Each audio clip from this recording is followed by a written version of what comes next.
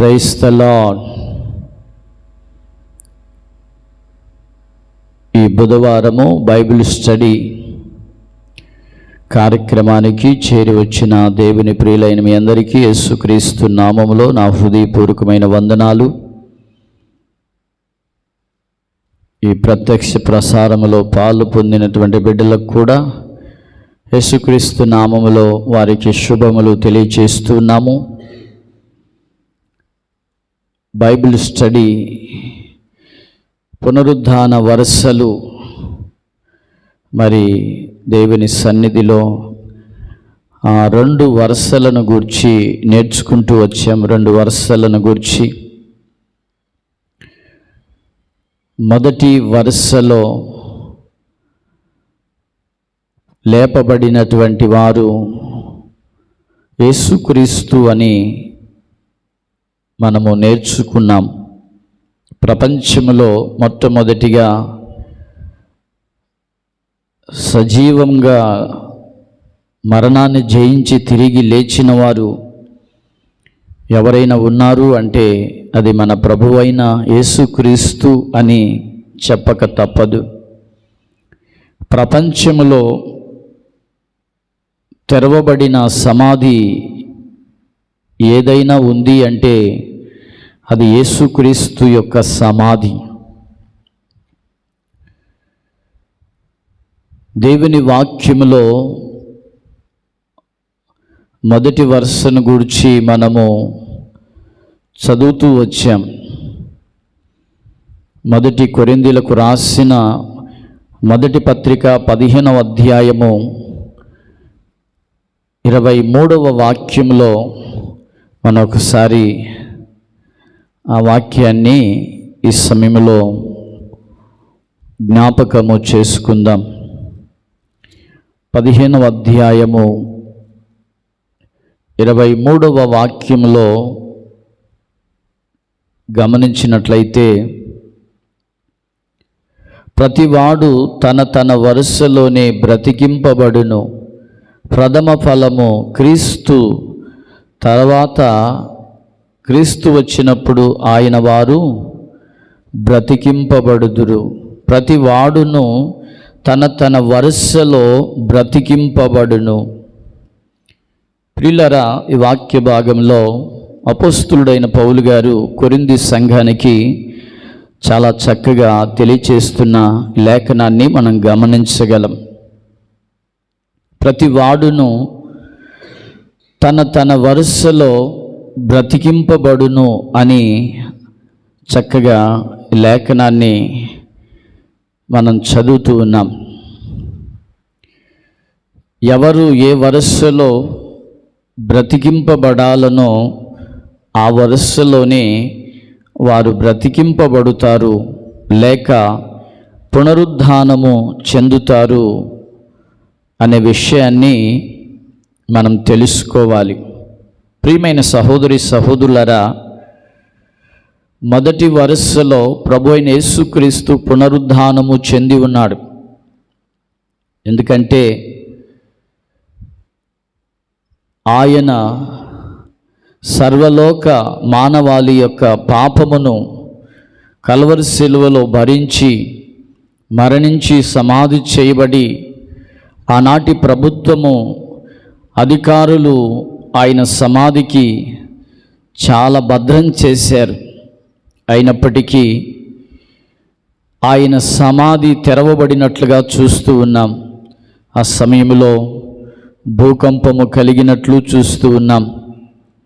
యేసు ప్రభు పునరుద్ధానం చెందలేదని యేసు ప్రభు యొక్క సమాధికి కావలిగా ఉన్న వారికి చాలా ద్రవ్యం ఇచ్చి, యేసు ప్రభు పునరుద్ధానము చెందలేదు, తిరిగి లేపబడలేదు, మీరు అందరికీ ఈ విధంగా వార్తను తెలియచేయాలి అని చాలా ద్రవ్యం ఇచ్చి సైనికులకు చేసిన సందర్భాలు లేఖనాల్లో రాయబడి ఉన్నాయి.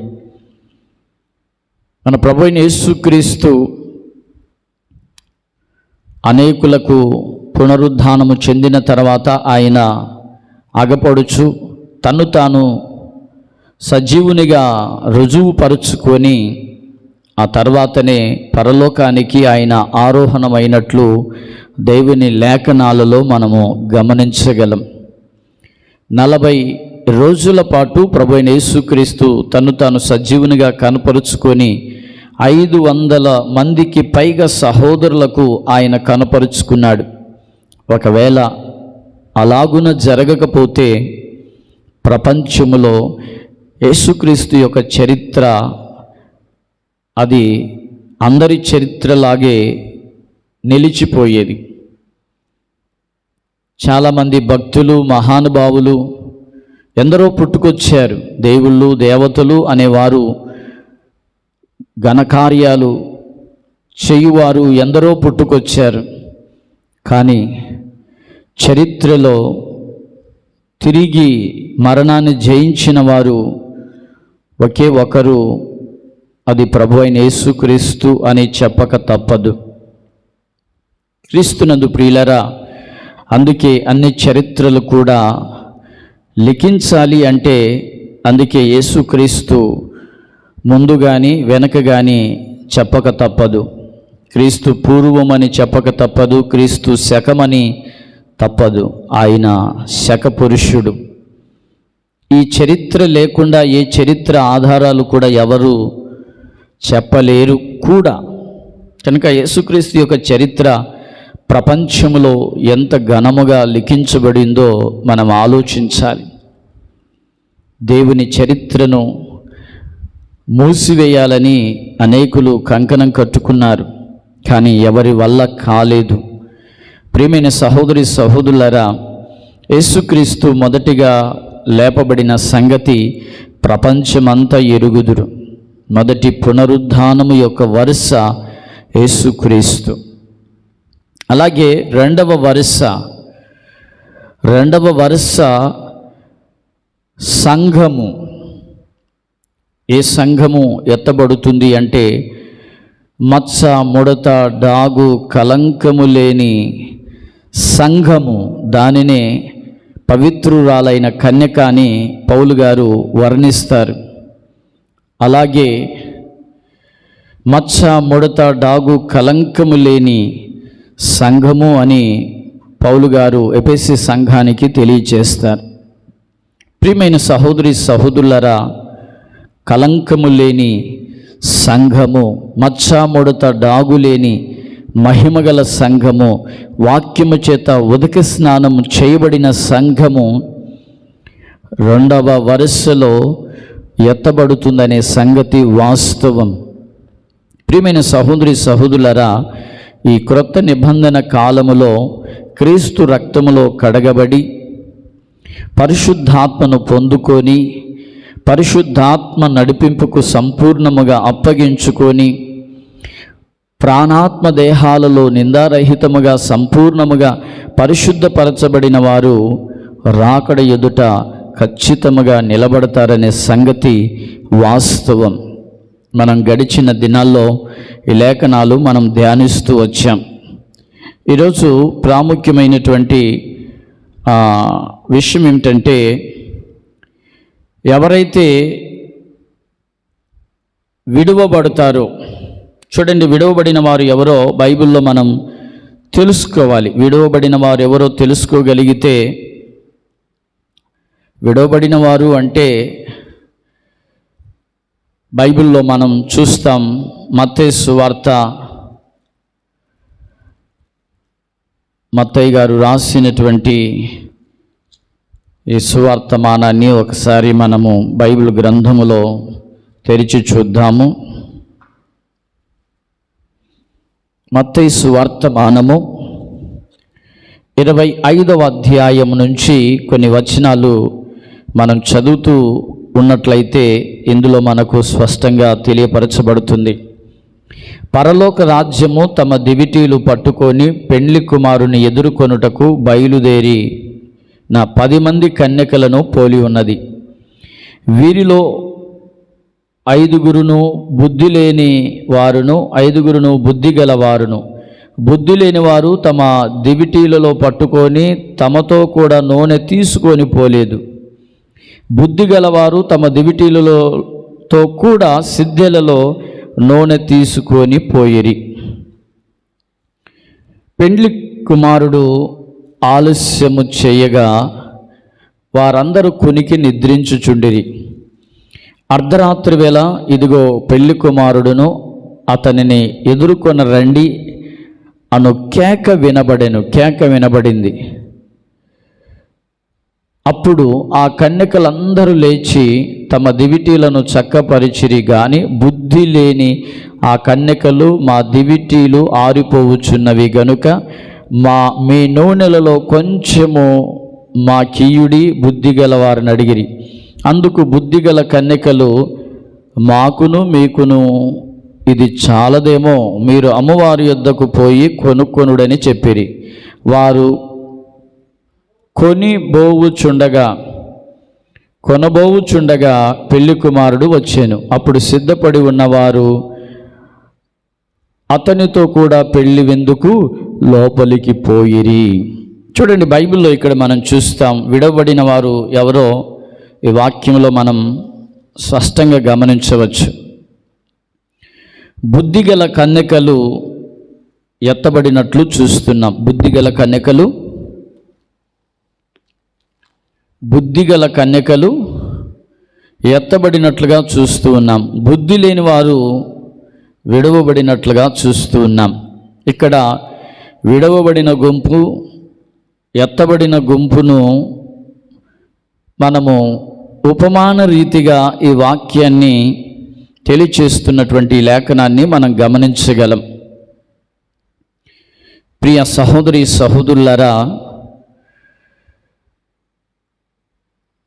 బైబిల్ గ్రంథములో ఎందుకని బుద్ధి లేనివారు అని ఎందుకు రాయబడి ఉంది? బుద్ధి లేనివారు, బుద్ధి గలవారు, రెండిటి విషయంలో మనం చూస్తే అక్కడ కన్యకలే, ఇక్కడ కన్యకలే. కానీ ఇక్కడ ఎందుకు బుద్ధి లేనివారు కన్యకలు అని వర్ణించడం జరిగింది అంటే, వారు సిద్ధెలలో నూనె తీసుకొని పోలేదు. వారి సిద్ధెలలో నూనె తీసుకొని పోలేదు. నూనె తీసుకొని పోలేదు. దివిటీలు ఆరిపోవచ్చున్నాయి. అర్ధరాత్రి వేళ పెళ్లి కుమారుడు వస్తున్నాడనే కేక వినబడినప్పుడు అప్పుడు వారు సిద్ధపడడానికి ఆసక్తిని చూపుతున్నారు. ఎప్పుడు? ప్రభు వస్తున్నాడన్న కేక వినబడినప్పుడు. ఇక్కడ బైబిల్ గ్రంథంలో చూస్తే ప్రభువు రాకముందే ఇక్కడ బుద్ధి గలవారు కన్యకలు తమ దివిటీలలో అవి వెలుగుచున్నాయి. ఒకవైపు సిద్ధెలలో నూనె కూడా వారు తీసుకొని ఉన్నారు. నూనె వారికి సమృద్ధిగా ఉంది. యేసు ప్రభు వచ్చిన సమయంలో వీరు అడుగుతున్నారు, బుద్ధి లేని వారు అడుగుతున్నారు, అయ్యా కొద్దిగా మాకు నూనె ఇవ్వండి.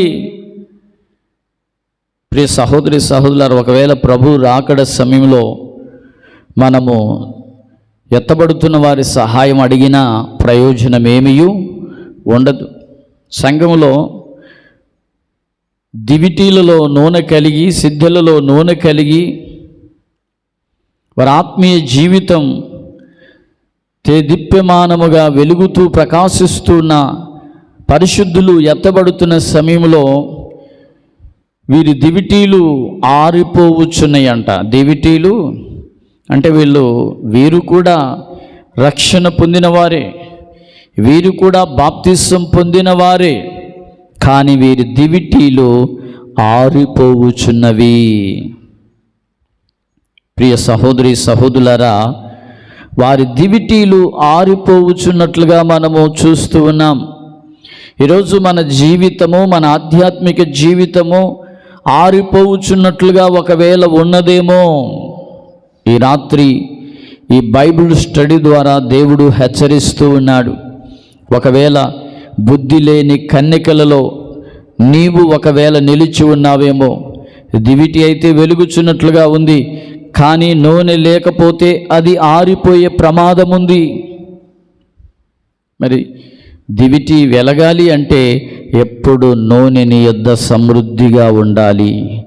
నూనె సమృద్ధిగా ఉండాలి అంటే ఆ నూనెను కొనాలి. నూనెను ఏం చేయాలి?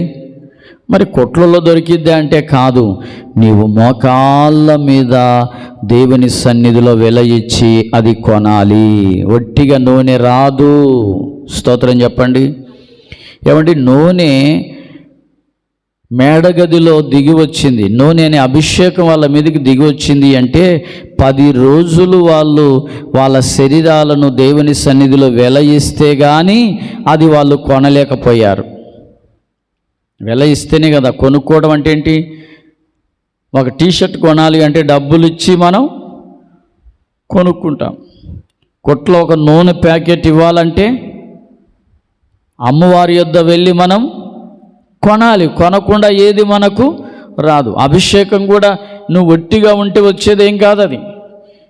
అది నీ శరీరాన్ని నువ్వు దేవుని సన్నిధిలో వెలయిస్తే నూనె వస్తుంది. అంతెందుకు ప్రియులారా, దంచబడితే కానీ ఒలివ నూనె రాలేదు. బైబిల్ గ్రంథంలో ఉంది, దంచి తీసిన అచ్చమైన ఒలివ నూనె. చూడండి, బైబిల్ గ్రంథంలో ఆ వాక్యాన్ని ఒకసారి చూస్తే లేవియ కాండంలో చక్కగా వ్రాయబడి ఉంది. లేవియ కాండంలో ఆ మాటని మనం బైబిల్ గ్రంథంలో చూడగలం. ప్రియులారా, చాలా ఆశ్చర్యం వేస్తుంది. ఈరోజు దేవుని సముఖంలో మనము ఒట్టిగా ఉన్నట్లయితే అభిషేకం రాదు. కాలక్షేపం చేస్తే అభిషేకం రాదు. నీ శరీరాన్ని దేవుని సన్నిధిలో ఖర్చు పెడితే కానీ, దేవుని సన్నిధిలో నీవు ఖర్చు అయితే కానీ అభిషేకము నీకు రాదు. ఈరోజు గమనించండి, దేవుని సన్నిధిలో ఈ వాక్యాన్ని ఒకసారి మనం చూద్దాం. లేవియ కాండము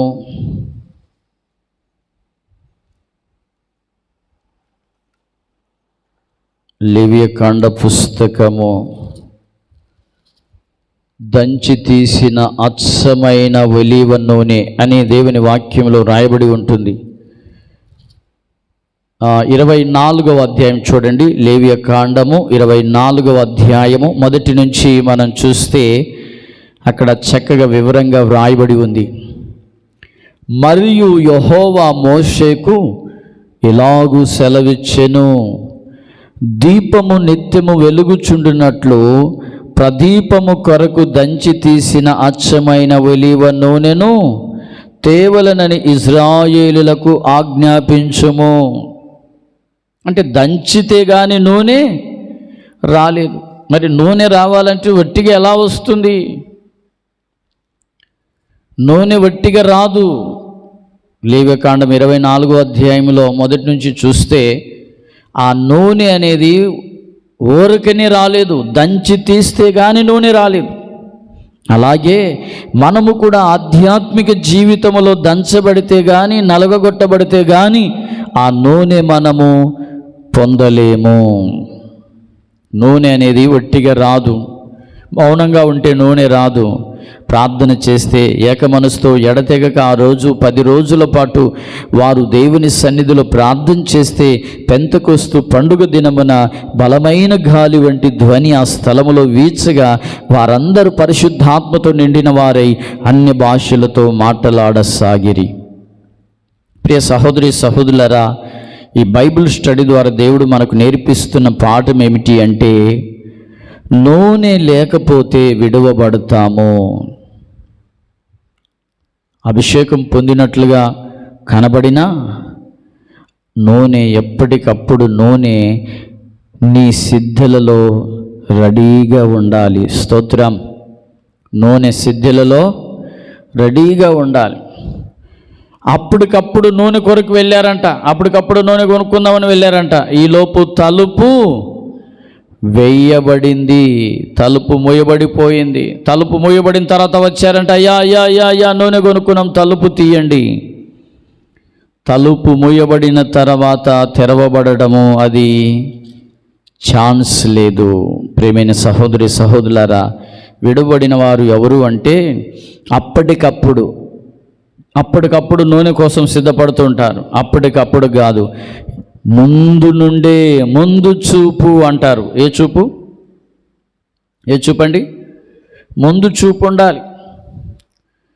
కొందరు ఇంట్లో నూనె అయిపోయేదాకా తెలియదు వాళ్ళకి, అప్పటికప్పుడు నూనె అంటుంటారు. అప్పటికప్పుడు కొద్దిగా ఉండగానే నూనె విషయంలో జాగ్రత్త పడరు. పూర్తిగా అయిపోయిన తర్వాత, అప్పటికప్పుడు బంధువులు వచ్చిన తర్వాత అప్పటికప్పుడు వంట వండాలని చూస్తే అందులో నూనె ఉండదు. నూనె లేదు అంటారు. చూడండి, భౌతికంగానే మనం చూస్తే చాలామంది నూనె విషయంలో చాలామంది నిర్లక్ష్యం చేస్తూ ఉంటారు. వాళ్ళ భర్తలతో అంటున్న మాట ఏంటంటే, నూనె లేదండి, వంట చేయడానికి నూనె లేదు. బజారుకి వెళ్ళినప్పుడు చెప్పడం చేత కాదు, నూనె లేదన్న సంగతి వారు గుర్తించలేని స్థితిలో ఉన్నారు. అది భౌతికంగా మనం ఆలోచిస్తున్నాం. కానీ ప్రియమైన సహోదరి సహోదరులారా, ఆధ్యాత్మిక జీవితంలో నా దివిటీలు ఆరిపోవచ్చున్నవి, ఇప్పుడు మాకు నూనె లేదు, మీరు నూనె ఇవ్వండి. వేరే వాళ్ళ ప్రార్థన, వేరే వాళ్ళ అభిషేకం కూడా మనకి అప్పుడు ఉపయోగము ఉండదు. ఆమేన్. ప్రియమైన సహోదరి సహోదరులారా, అదే అడుగుతున్నారు. ఇదిగో మీ దగ్గర నూనె అంటే ఇవ్వండి. వాళ్ళు అంటారు, ఈ నూనె మాకే సరిపోదు, మాకు మేమే సిద్ధపరచుకున్నాం, మరలా మీకెక్కడ ఇచ్చేది, అమ్మవారి దగ్గరికి వెళ్ళండి అని చెప్పారు. ఈలోపు అమ్మవారి దగ్గరికి వెళ్ళేసరికి తలుపు వేయబడింది. అంటే దీని అర్థం ఏమిటంటే విడవబడుట. ప్రియమైన సహోదరి సహోదరులారా, విడవబడిన గుంపును చూస్తున్నాం ఈరోజు. ఈ విడవబడిన గుంపుకు మరొక ఛాన్స్ ఉంది. అందరికీ కాదు సహోదరి సహోదరులారా. అభిషేకం పొందుకున్నారు, కానీ ఆరిపోతుంది. ఆ దివిటి ఏమవుతుంది? ఆరిపోతుంది. అంటే సమృద్ధి అయిన అభిషేకం వారి యొద్ద లేదు. నేనేమంటానంటే, కొలత లేని అభిషేకం వారి యొద్ద లేదు. కొద్ది అభిషేకం. ఏ అభిషేకం? ఈరోజు నుంచి మనం దేవుని సన్నిధిలో అదే ప్రార్థించాలి. ప్రభువా, విస్తారమైన అభిషేకం నాకు దయచేయండి. ఏ అభిషేకం? విస్తారమైన అభిషేకం. మరి బైబిల్లో ఎక్కడ ఉంది విస్తారమైన అభిషేకం అని? ఆ వాక్యం ఎక్కడైనా ఉందా అని మనం బైబిల్లో చూస్తే నేను గమనించాను, సమృద్ధిగా ఆత్మను కుమ్మరించబడాలంట. సమృద్ధిగా ఈ వాక్యం చూస్తాం బైబిల్ గ్రంథంలో. చూడండి, తీతుకు రాసిన ఆ పత్రికలో ఈ మాట చాలా చక్కగా వ్రాయబడి ఉంటుంది. తీతుకు రాసిన పత్రికలో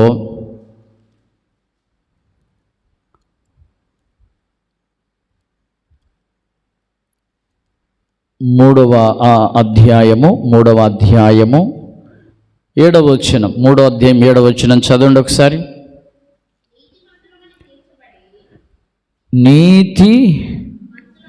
నీతిమంతులమని తీర్చబడి నిత్య జీవమును గూర్చిన నిరీక్షణను బట్టి దానికి వారసుల మగుటకై ఆ పరిశుద్ధాత్మను మన రక్షకుడైన యేసుక్రీస్తు ద్వారా ఆయన మన మీద సమృద్ధిగా కుమ్మరించెను. సమృద్ధిగా కుమ్మరించెను. ఇప్పుడు సమృద్ధి అయిన అభిషేకం వీరి యొద్ద లేదు. ఎవరి యొద్ద లేదు? సమృద్ధి అయిన అభిషేకం లేని వారుగా ఉన్నారు. అందుకనే వారు విడవబడిపోయారు. ప్రియమైన సహోదరి సహోదరులారా, వారు ముందుగానే సిద్ధలలో ఏముంచుకున్నారు? నూనెనుంచుకున్నారు. ముందుగానే వారి దగ్గర సమృద్ధిగా ఉంది. సమృద్ధి అయిన అభిషేకం వారి యొద్ద ఉంది. కనుక మనము కూడా దేవుని సన్నిధిలో సమృద్ధిగా అభిషేకముతో మనము కుమ్మరించబడాలి. సమృద్ధి అయిన అభిషేకం లేకపోతే విడవబడతాము. సమృద్ధి అయిన అభిషేకం, సమృద్ధి అయిన నూనె మన యొద్ద ఉన్నట్లయితే ఖచ్చితంగా మనము ఎత్తబడే గుంపులో ఉంటాము. ఒకవేళ విడువబడిన గుంపులో ఉంటే అది చాలా భయంకరంగా ఉంటుంది. చూడండి, మరొక చోట కూడా యోహాను సువార్త 3వ అధ్యాయము, యోహాను సువార్త 3వ అధ్యాయము 33, 34 వచనాలు కలిపి ఉంటాయి, చూద్దాం. ఆయన సాక్ష్యము అంగీకరించినవాడు దేవుడు సత్యవంతుడను మాటకు ముద్ర వేసి ఉన్నాడు. ఏలైనగా దేవుడు తాను పంపిన వానికి కొలత లేకుండా ఆత్మను అనుగ్రహించెను. చాలు చాలు, కొలత లేకుండా ఆత్మను. ఇది ప్రభువైన యేసుక్రీస్తుని గురించి చెప్పబడి ఉంది. మరి యేసయ్య కొలత లేకుండా ఆయన ఆత్మను అనుగ్రహించినప్పుడు మనము కూడా కొలత లేని అభిషేకం పొందుకోవాలి. దానినే సమృద్ధి అయిన అభిషేకం. దేవుని సన్నిధిలో మనం అడగాలి, సమృద్ధి అయిన అభిషేకం నాకు ఇవ్వండి అయ్యా, సమృద్ధి అయిన అభిషేకం నాకు ఇవ్వండి ప్రభు అని దేవుని సన్నిధిలో అడగాలి. ఈ సమృద్ధి అయిన అభిషేకం మనలో ఒకవేళ లేనట్లయితే నిశ్చయముగా మనం ప్రభువైన యేసుక్రీస్తు రాకడలో 2వ వరుసలో మనము ఎత్తబడలేమన్న సంగతి వాస్తవం. కనుక ప్రియమైన సహోదరి సహోదరులారా, నేటి నుంచే సమృద్ధి అయిన అభిషేకం పొందుకొని ఆయన కడబుర శబ్దం ఎప్పుడు వినబడుతుందో ఆ శబ్దం వినిన వెంటనే మనము మేఘాల మండలం మీద కొనిపోబడుటకు మనమందరము సిద్ధపడి ఉండాలి. ఇక్కడ బైబిల్ గ్రంథంలో రాయబడి ఉంది, సిద్ధపడి ఉన్నవారు. ఎవరు సిద్ధపడి ఉన్నవారు? సిద్ధపడని వారు ఎవరు? సిద్ధపడి ఉన్నవారు ఎవరు అంటే సమృద్ధిగా నూనె కలిగిన వారే సిద్ధపడిన వారు. తమ దివిటీలు వెలుగుచూ ఉండగా సిద్ధులలో నూనె రెడీగా ఉంచుకున్న వారే సిద్ధపడి ఉన్నవారు. వీరు మాత్రమే 2వ వరుసలో ఎత్తబడతారు. విడవబడేవారు ఎవరు అంటే దివిటీలు అట్లా వెలుగుచూ ఉన్నాయి కానీ ఆరిపోవడానికి రెడీగా ఉన్నాయి.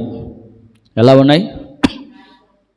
ఆరిపోవడానికి రెడీగా ఉన్నాయి. నూనె లేదు పోద్దామంటే, అవి ఆరిపోకుండా చేద్దాము అంటే నూనె లేదు. కొందరు అలాగా ఉంటుంది భక్తి. ప్రియమైన సహోదరి సహోదరులారా, ఈ విడవబడిన వారు కూడా 3వ వరుసలో ఎత్తబడాలి అంటే ఒక అర్హత వారికి ఉండాలి. వారికి అర్హత ఉండాలి. ఏ అర్హత ఉండాలి? మనం బైబిల్ గ్రంథంలో చూద్దాం, ఒక మాటని చూద్దాం. ప్రకటన గ్రంథము 13వ అధ్యాయము 15 నుంచి చదువుదాం. ప్రకటన గ్రంథము 13వ అధ్యాయము 15వ వచనము నుండి,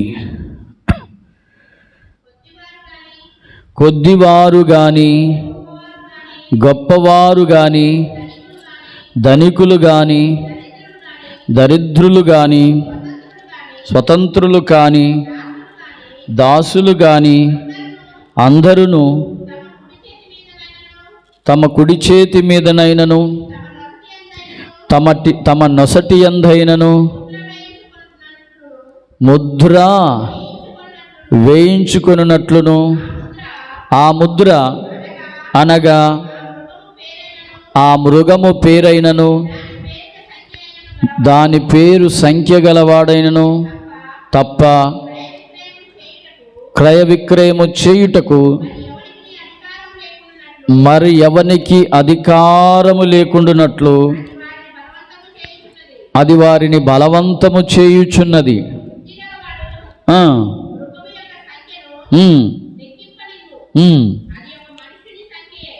చూడండి 15వ వచనం నుంచి చదువుతున్నారక.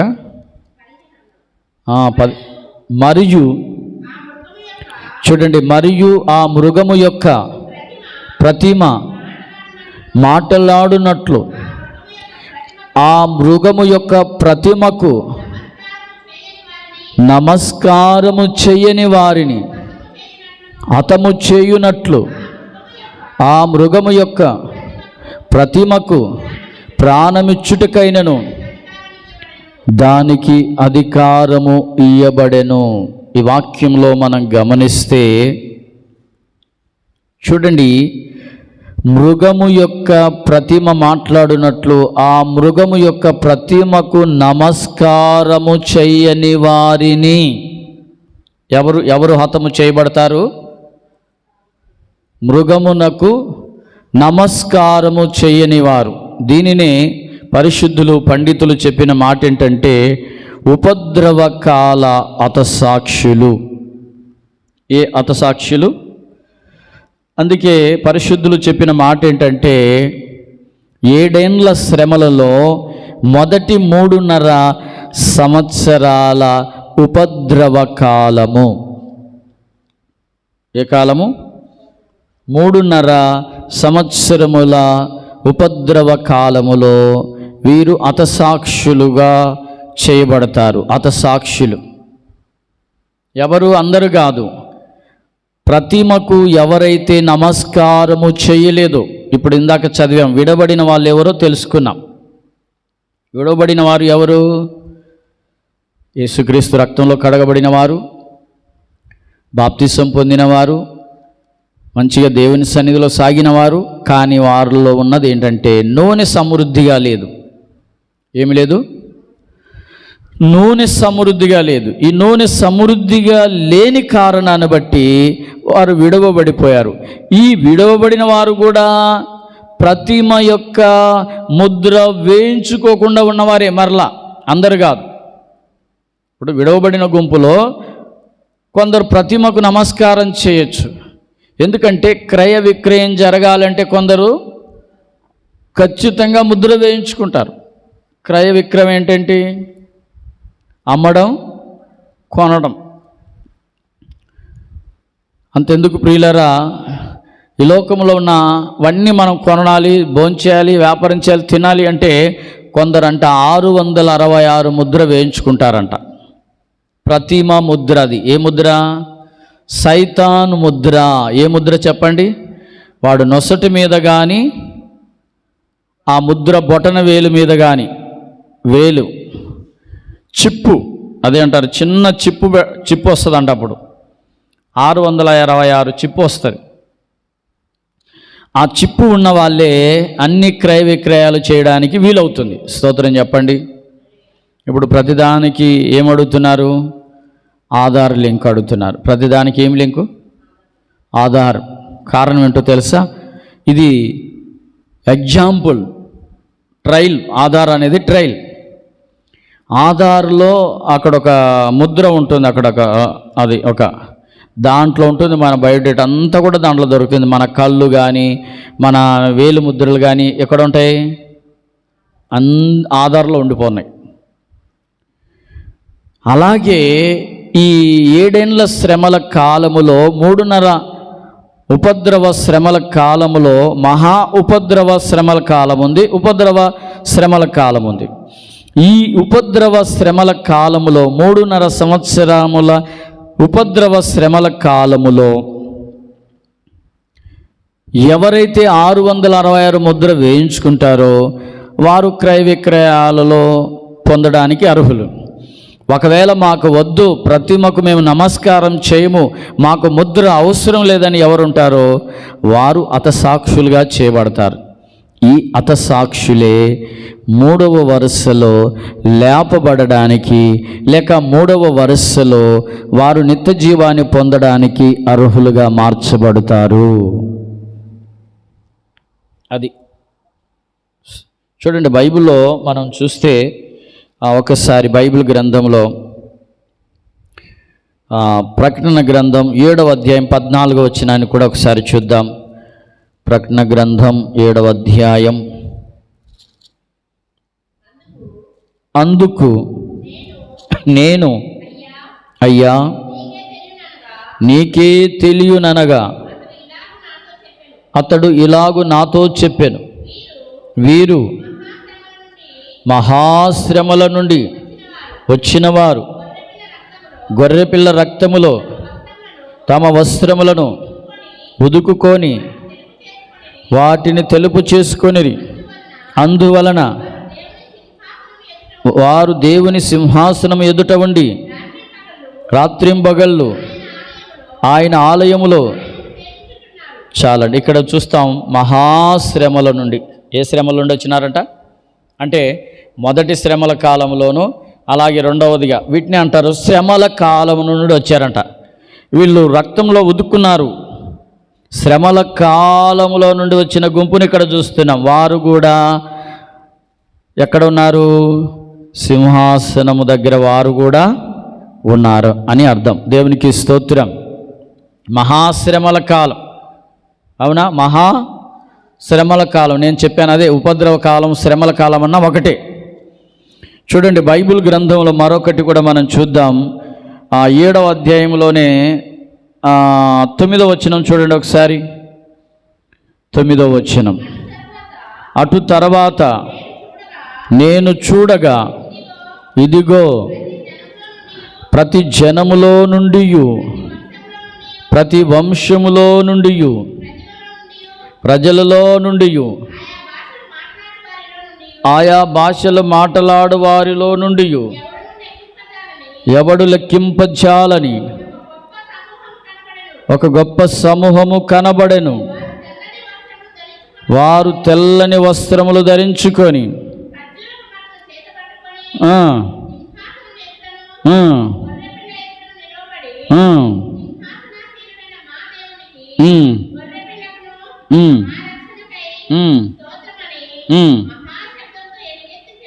చాలు, దేవునికి మహిమ కలుగును గాక. మనం బైబిల్ గ్రంథంలో చూస్తూ ఉన్నాం. ఇక్కడ విడువబడిన వారు ఎవరు అంటే అందరూ విడువబడిన స్థితిలోనికి రారు. అన్ని జనులు ఉన్నారండి, వాళ్ళు విడువబడిన స్థితిలోనికి రారు. అసలు వాళ్ళు లెక్కలోనికే రారు. విడువబడిన వాళ్ళు అని ఎవరంటారు? కాస్తో కీస్తో దేవుణ్ణి అమ్మి ఎరిగి భక్తిగా ఉండి ప్రార్థనలో ఉండి సాగిన గుంపే. వాళ్ళే నూనె సమృద్ధిగా లేని కారణాన్ని బట్టి విడవడిపోయారు. తలుపు ఎవరికి వేయబడింది? దివిటీలు అయితే వెలుగుచున్నాయి కానీ ఆరిపోవడానికి రెడీగా ఉన్నాయి. కారణం ఏం లేదంటే నూనె లేదు, రెడీగా లేదు వారికి. దాని అర్థం ఏంటంటే సరి అయిన మెలకువ కూడా లేదు. అక్కడ అదే రాయబడుతుంది మత్తయి సువార్తలో, ఏ గడి అయినను ఏ సమయమైనను తెలియదు గనక మెలకువగా ఉండండి. చూడండి, మరలా అధ్యాయంలోనికి వద్దాం. మత్తయి సువార్త 25వ అధ్యాయం. ఆ దినమైనను గడి అయినను మీకు తెలియదు గనుక మెలకువగా ఉండుడి. ఆ గడి అయినను తెలియదు, ఆ గడి అయినను ఆ దినమైనను తెలియదంట. అందుకే మెలకువగా ఉండండి. మెలకువగా ఉండడం అంటే ఏంటి అర్థం? రెడీగా ప్రార్థన చేసుకొని అభిషేకాన్ని ఎప్పటికప్పుడు అభిషేకం మనలో నింపుకుంటూ ఉండాలి. స్తోత్రం, హల్లెలూయా. అదే పోయిన వారని చెప్పాను నేను. అడవిలో ఉన్న కోతులు ఆహారం దొరకనప్పుడు వెంటనే వాటికి ఆహారం వేసినప్పుడు వెంటనే ఇంకా 10 రోజులకు కానీ తినడానికి ముందుగానే అవి సమకూర్చుకుంటాయి. అంటే రాబో దినానికి కూడా, రాబోయే రోజులకు కూడా ముందుగా. అలాగే మనం రాబో దినాలకు కూడా ముందుగానే అభిషేకాన్ని ఏం చేయాలి? కూర్చుకోవాలి. అయిపోయేటట్టుగా ఉండకూడదు. స్తోత్రం చెప్పండి. ఆ నూనె అయిపోయింది అన్నట్లుగా ఉండకూడదు. నూనె అయిపోయింది, లేదు నూనె లేదు, ఇప్పుడు మాకు తక్కువ అయిపోయింది నూనె, అది మాకు ఇవ్వండి, కాస్త నూనె ఇవ్వండి అనే స్థితిలో ఉండకూడదు. మనం నూనె ఎప్పుడు సమృద్ధిగా ఉండాలి. స్తోత్రం. చాలామంది చూడండి, మా కారం అయిపోయింది, కారం పెట్టండి, ఉప్పు అయిపోయింది, ఉప్పు పెట్టండి, మరలా తీసుకొచ్చుకున్న తర్వాత ఉప్పు ఇస్తాం, మరలా కారం వచ్చినాక బదులు ఇస్తాం. లేకుంటే నూనె ఒక గ్లాసు ఇవ్వండి, మేము నూనె తెచ్చుకున్నాక మీకు బదులు ఇస్తాం ఒక గ్లాసు. మామూలుగా లౌకికంగా చూస్తాం, కానీ బైబిల్లో ఏమంటుంది? ఆత్మీయంగా అయితే అలాగే అడుగుతున్నారు. కాస్త ఇవ్వండి, మాకు కాస్త ఇవ్వండి, మా దివిటీలు ఆరిపోవచ్చున్నాయి. వాళ్ళు కూడా తెలివిగా అన్న మాట ఏంటంటే, మాకు సరిపోదు ఇది. ఏమంటున్నారు వాళ్ళు? మాకే సరిపోదు, మాకు కావాలి, మా దివిటీలకు కావాలి. హల్లెలూయా. అందుకనే మనం భక్తి జీవితంలో ఎదుటివారి యొక్క అభిషేకం మనకు ఏమాత్రం కూడా వీలు పడదు. దేవునికి స్తోత్రం. చాలామంది అంటుంటారు, నేను అభిషేకం నీ మీదికి రిలీజ్ చేస్తున్నాను. ఓకే, మంచిదే, కానీ ఆ అభిషేకం నిన్ను ఎత్తబడడానికి పనికిరాదు. మరి వీళ్ళ అభిషేకం వీళ్ళకి ఇవ్వచ్చుగా, వీళ్ళ నూనె వీళ్ళకి ఇస్తే వాళ్ళు కూడా మిగతా 5 మంది కన్యకలు కూడా ఎత్తబడిపోయేవాళ్ళు. కానీ అది సరి అయిన విధానం కాదు. ఎవరికి వాళ్ళే అభిషేకం పొందుకోవాలి. స్తోత్రం చెప్పండి. ఈ రోజుల్లో అలాగే మనం చూస్తున్నాం టీవీలో, రండి అభిషేకం మీకు రిలీజ్ చేస్తాను. అభిషేకం అది రిలీజ్ చేసేది కాదు, నువ్వు పొందుకోవాలి. ఆమేన్. అభిషేకం పొందడానికి ప్రార్థించడానికి రమ్మనాలి. ఆ రోజు అపోస్తులు 10 మంది 10 రోజులు, ఇంచుమించు 120 మంది మేడగదిలో వాళ్ళు 10 రోజులు అభిషేకం కొరకు ప్రార్థన చేశారు. హల్లెలూయా. అందుకే మనం ఎప్పటికప్పుడు కృప పొందుతూ ఉండాలి, ఎప్పటికప్పుడు అభిషేకం పొందుకుంటూ ఉండాలి. అందుకే మన పితరులు ఉదయాన్నే ఆకాశము నుండి మన్నా కురుస్తున్నప్పుడు వాళ్ళు ఉదయాన్నే సూర్యుడు ఉదయించకముందే మన్నాను కూర్చుకున్నారంట. కారణం ఏమిటంటే సూర్యుడు ఉదయిస్తే మన్నా అంతా చెడిపోతుంది, మన్నంతా కూడా కరిగిపోతుంది, పాడైపోతుంది. అందుకే సూర్యుడు ఉదయించకముందే ఆ కృప పొందుకోవాలి, అభిషేకం పొందుకోవాలి. అదే మెలకువ. దేవునికి స్తోత్రం.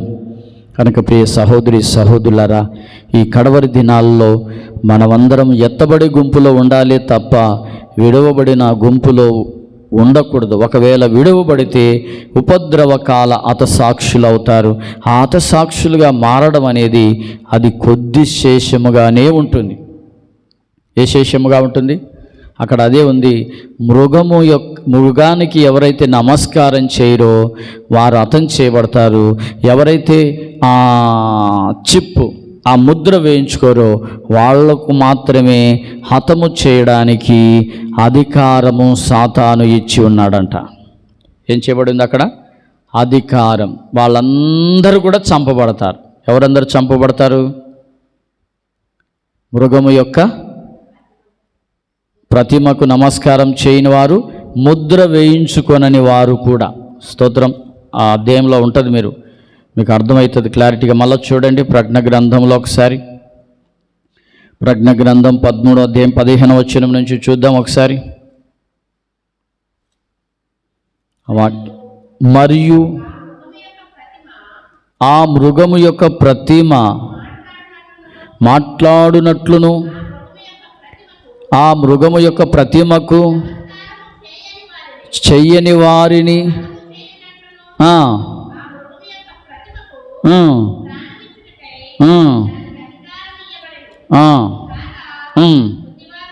కొద్దివారు కానీ గొప్పవారు కానీ ధనికులు కానీ దరిద్రులు కానీ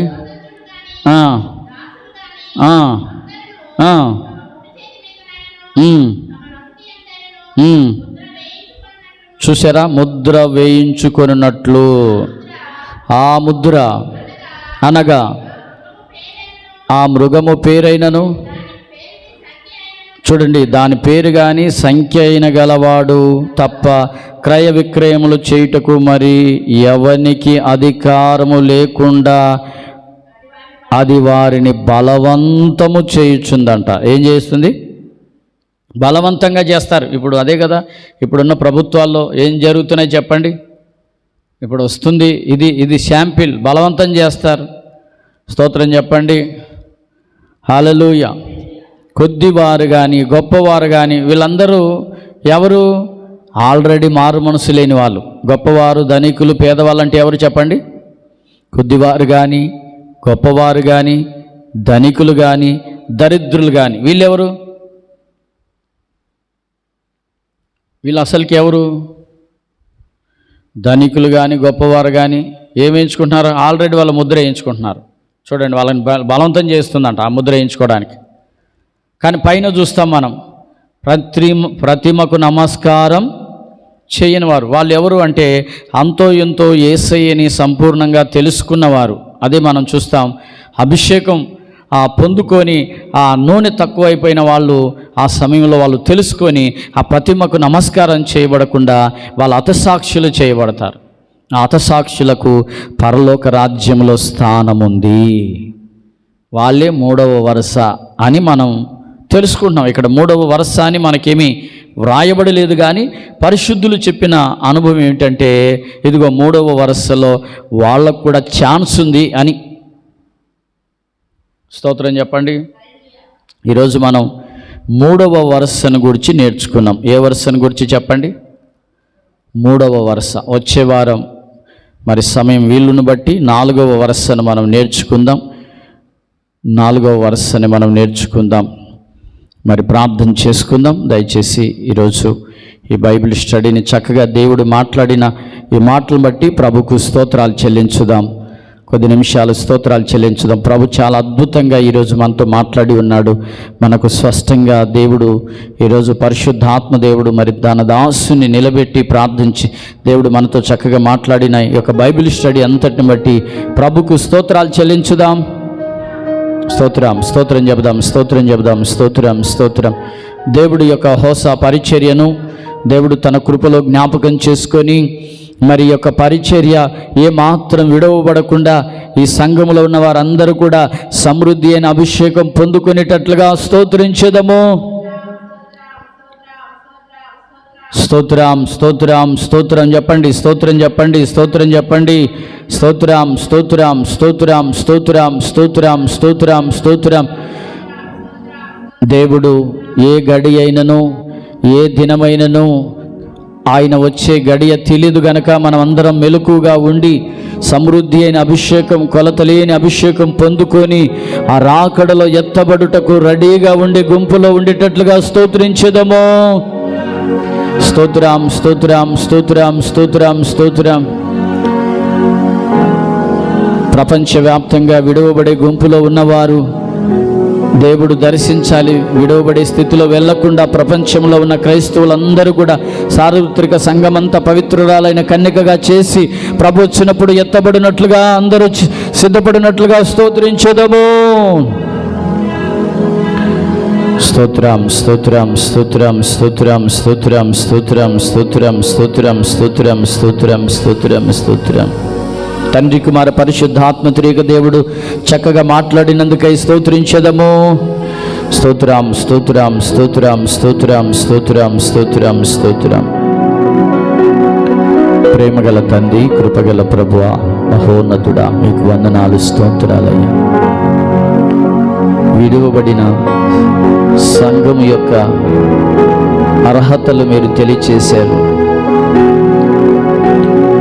ఆ దినమైనను ఆ గడి అయినను మీరు వచ్చినది తెలియదు కనుక మెలకువగా ఉండి మా దివిటీలు వెలుగుచూ ఉండగానే ఆరిపోకుండానట్లు మా సిద్ధిలలో నూనె తీసుకొని సమృద్ధిగా మేము ఉంచుకునేటట్లుగా చెయ్యండి ప్రభువా. ఒక ఉపమానాన్ని మా ఎదుట మీరు ఉంచారు, మీకు స్తోత్రాలు. బుద్ధి లేని వారు తమ దివిటీలు ఆరిపోవుచున్నవి, కానీ సిద్ధులలో నూనె లేదు. ఇంతలో అర్ధరాత్రి వేళ పెండ్లి కుమారుడు వస్తున్నాడనే కేక వినబడింది. ఆ దివిటీలు ఆరిపోవుచుండగా దివిటీలు వెలుగుచున్న వారిని, సిద్ధులలో నూనె ఉన్న వారిని అడగగా, ఈ నూనె మాకే సరిపోదు, అమ్మవారి యొద్దకు వెళ్ళండి అని చెప్పినప్పుడు ఆ సమయం వెళ్ళేసరికి తలుపు వేయబడి ఉంది. ప్రభువా, మీకు వందనాలు, స్తోత్రాలు. అందులో నుంచి మేము ఆత్మీయ పాఠములను నేర్చుకునే కృప దయచేశారు, మీకు స్తోత్రం. నూనె కొరకు వారు అమ్మవారి యొద్దకు వెళ్ళినప్పుడు అనగా అక్కడ సమయం ఆలస్యమైపోయింది.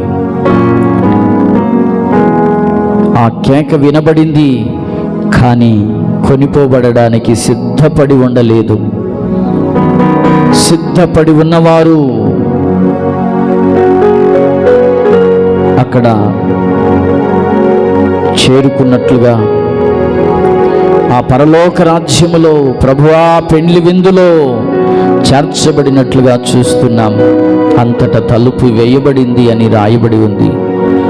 యేసయ్య మాకు అనుగ్రహించిన ఈ పరిచర్యలో ప్రజలు నిర్లక్ష్య ధోరణి కాకుండా ఇంకా ప్రభు రాకడ ఉంది అని దివిటీలు ఆరిపోచున్నట్లుగా బ్రతుకుతున్నారేమో. సిద్ధెలలో నూనె సమృద్ధిగా ఉంచుకొనకుండా నూనె లేని స్థితిలో ఉన్నారేమో. ఆ దివిటి పూర్తిగా ఆరిపోతున్నప్పుడు చూసుకుందాములే అని ఒకవేళ ఉన్నారేమో. యేసయ్యా, ఈ సంఘాన్ని మీరు దర్శించండి, సార్వత్రిక సంఘాన్ని మీరు దర్శించండి. సార్వత్రిక ప్రజలు తండ్రి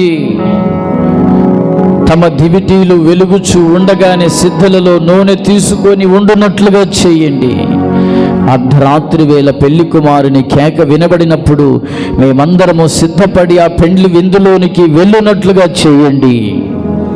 ఆ పెండ్లి విందుకు మేము వెళ్ళడానికి సమృద్ధి అయిన ఆత్మను మాలో కుమరించుమని ప్రార్థన చేస్తున్నాను. దేవా, ఎప్పటికప్పుడు మేము సమృద్ధి ఆత్మను పొందుకుంటూ ప్రయాణం చేయాలి. ఒకరోజు ప్రార్థన చేస్తే ఒకరోజు ప్రార్థన చేయని స్థితిలో ఉన్నామేమో, క్షమించండి. ప్రతినిత్యము ప్రార్థన చేస్తూ ఆ అభిషేకాన్ని కలిగి ప్రయాణం చేసి కృప దయచేయండి. కొందరి జీవితాలలో ఆదివారం వస్తే ఆదివారం వరకు ప్రార్థనా జీవితం లేదయ్యా. ఒక్క ఆదివారం వస్తే వాక్యం వినడం వెళ్ళడం తప్ప మిగతా రోజులలో క్రమం తప్పకుండా ఉదయకాలం సాయంకాలం ప్రార్థన చేస్తూ వారు ఆత్మీయతలో అభిషేకముతో నింపబడకుండా ప్రయాణం చేస్తున్న వారు ఉన్నారు. అలాగైతే వాళ్ళ దివిటీలు ఆరిపోవుచున్నట్లుగా ఉన్నట్లే అలాంటి వారు విడవబడే గుంపులో ఉంటారయ్యా. ఒక్కసారి దర్శించండి, ఒక్కసారి ప్రభువా మీ సన్నిధిలో దర్శించండి. విడవబడిన గుంపులు ప్రజలు లేకుండా దర్శించండి. చాలా కుటుంబాలు అలాగే ఉన్నాయి ప్రభువా. వారమంతా కూడా కుటుంబాన్ని గురించి ఆలోచిస్తూ, కుటుంబ బాధ్యతలను గురించి ఆలోచిస్తూ, కుటుంబ బాధ్యతలను ఆలోచించడం తప్పేమీ కాదు, పిల్లల విషయంలో ఆలోచించడం తప్పేమీ కాదు. దానితో పాటు యథావిధిగా ప్రార్థన చేస్తూ అభిషేకంతో నింపబడుతూ ప్రతి ఒక్క బిడ్డ ప్రయాణం చేయాలయ్యా. ఒకవేళ అలా కాకపోతే విడవబడి హతసాక్షుల గుంపులో ఉంటారేమో. హతసాక్షుల గుంపులో మేము ఉండొద్దు ప్రభువా. 666 ముద్ర వేయించుకోవడానికి ఆ స్థితిలో అధికారం క్రిందికి, అపవాది పరిపాలన క్రిందికి మేము వెళ్ళకూడదు. 7 సంవత్సరాలు అపవాది పరిపాలనే జరుగుతుంది. శ్రమల కాలం, మహాశ్రమల కాలములో అపవాది యొక్క పరిపాలన జరుగుతుంది. అపవాది పరిపాలన క్రిందకు మేము వెళ్ళకుండానట్లుగా దర్శించండి. ఒకవేళ అభిషేకములో కొరతగా ఉండి, ఆత్మీయతలో కొరతగా ఉండి, ఆత్మీయతలో పరిపూర్ణతగా ఒకవేళ మార్పు చెందకుండా, ఒకవేళ నామకార్థంగా ఉంటూ ప్రయాణం చేస్తున్నారేమో. ఇక్కడైతే చూస్తున్నాం, దివిటీలు ఆరిపోయిన వారిని చూస్తున్నాం. యేసయ్యా, నీ సముఖములో హతసాక్షుల గుంపులో మేము ఉండొద్దు నాయనా. ఎత్తబడే గుంపులో ఉండాలి. పవిత్రురాలైన కన్యకగా మేము మార్చబడాలి. నా పావురమా, నిష్కలంకురాలు ఒక్కతే. ఆ గుంపులో మేమందరము చేరిన వారమై ఉండాలి. ప్రభువా, మీ సన్నిధిలో జ్ఞాపకం చేసుకోండి. కనబడుతున్న ఆశీర్వాదాలను చూసి సంతృప్తి పొంది అభిషేకం లేని వారిగా మేము నిలిచిపోవద్దు. మేమెంత ఆశీర్వదించబడినా అభిషేకం విషయంలో, రాకడలో, ఎత్తబడి విషయంలో నిర్లక్ష్యము చేయకూడదు. అదే జరిగింది అక్కడ. ఆ నిర్లక్ష్యమే జరిగింది, ఆ ఆలస్యమే జరిగింది. నూనె విషయంలో నిర్లక్ష్యము చేశారు, అభిషేకం విషయంలో నిర్లక్ష్యము చేశారు. అభిషేకం సమృద్ధిగా పొందుట విషయంలో, కొలత లేని ఆత్మను పొందుకొనుటలో నిర్లక్ష్యము చేశారు. ఆ అభిషేకం ఏ ఒక్కరు నిర్లక్ష్యము చేయకూడదు. యేసయ్యా, అభిషేకం ప్రతి ఒక్కరిలో సమృద్ధిగా దిగివచ్చునుగాక, సమృద్ధిగా దిగివచ్చునుగాక. అభిషేకం ఈ సంఘములో సమృద్ధిగా దిగివచ్చునుగాక. కొలతలేని అభిషేకముతో ప్రజలు నింపబడుదురుగాక, ప్రజలు ఎత్తబడుదురుగాక, ఎత్తబడి గుంపులో ఉండుదురుగాక. అయ్యా మీకు వందనాలు, స్తోత్రాలు. ఈ పరిచర్య విషయంలో జ్ఞాపకం చేసుకుని ఆయన ఏమాత్రము తండ్రి ఈ పరిచర్యలో ఉన్న ప్రజలు నిర్లక్ష్యము చేయకుండా సమృద్ధి అయిన అభిషేకము కలిగి నీవు పిలుస్తున్న కేకకి, ఆ శబ్దానికి సిద్ధపడి ఆ పెండ్లి విందులో మేమందరం పాలు పొందడానికి, ఆ పెండ్లి విందే 7 ఏండ్లు మధ్యాకాశంలో జరుగుతుంది, 7 ఏండ్లు శ్రమల కాలం జరుగుతుంది. పెండ్లి విందులోనికి మేమందరము వచ్చుదుముగాక, పెండ్లి విందులో మేమందరం పాలు పొందుదుముగాక. ఆ కృప మా అందరికీ దయచేయమని యేసు నామములో ప్రార్థించి స్తుతించి వేడుకొనుచున్నాము తండ్రి. ఆమేన్. యేసు రక్తమే చేయం, శిలువ రక్తమే చేయం. ప్రభు యేసు నామములో ఆ పెండ్లి విందులో ఎత్తబడే గుంపులో సమృద్ధి అయిన అభిషేకము కలిగి మనమందరము వెళ్ళుదుముగాక. ఆమేన్. అందరికీ